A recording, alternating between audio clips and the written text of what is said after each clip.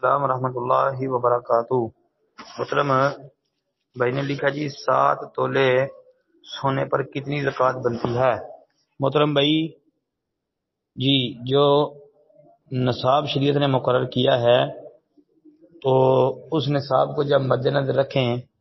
تو 7 تولے سونے کے اوپر کوئی زکوٰۃ نہیں اس کے اوپر فرض ہے جی۔ کم از کم 7.5 تولے سونا اگر اس کے پاس موجود ہو تو پھر زکوٰۃ فرض ہوتی ہے، ایک بات ہے۔ دوسرا،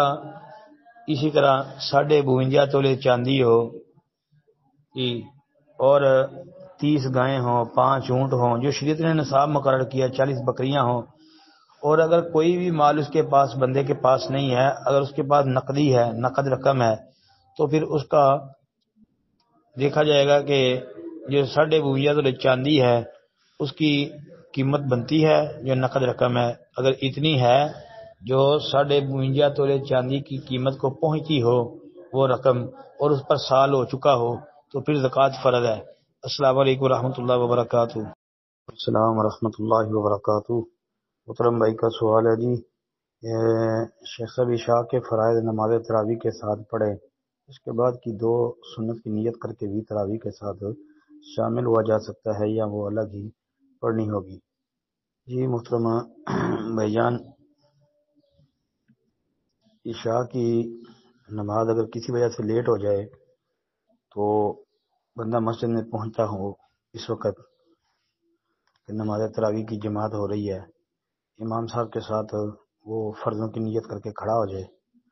2 رکعت مثلا امام صاحب پڑھاتے ہیں تو یہ 2 امام صاحب کے ساتھ پڑھ لے، 2 اٹھ کے اپنی پوری کر لے، یہ اس کے 4 فرض ہو جائیں گے عشاء کے جی۔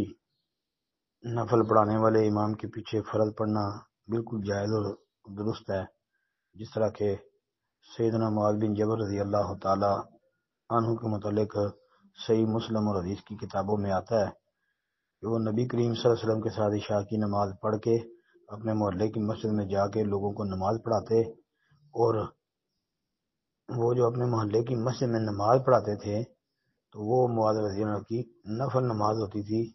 پیچھے جو کھڑے ہوتے تھے احباب ان کی وہ فرض ہوتی تھی جی۔ تو اس طرح جائز اور درست ہے۔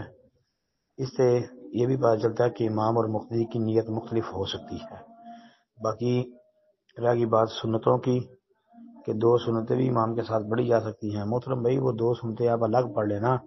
اس لیے کہ جو رمضان کا قیام ہے، مثلا جس کو نماز تراویح کہہ رہے ہیں آپ، تو وہ نماز تراویح کی جو رکعتیں باقی ہیں وہ امام کے ساتھ باجماعت پڑھ لیں، وہ جو سنتیں ہیں وہ 2 آپ الگ سے پڑھ لینا جی، تاکہ قیام بھی جو ہے وہ متاثر نہ ہو، کیونکہ آلریڈی 2 رکعتیں جو ہیں وہ فرضوں کے ساتھ پڑھنے کی وجہ سے آپ کی رہ گئی ہیں، تو کم از کم جتنی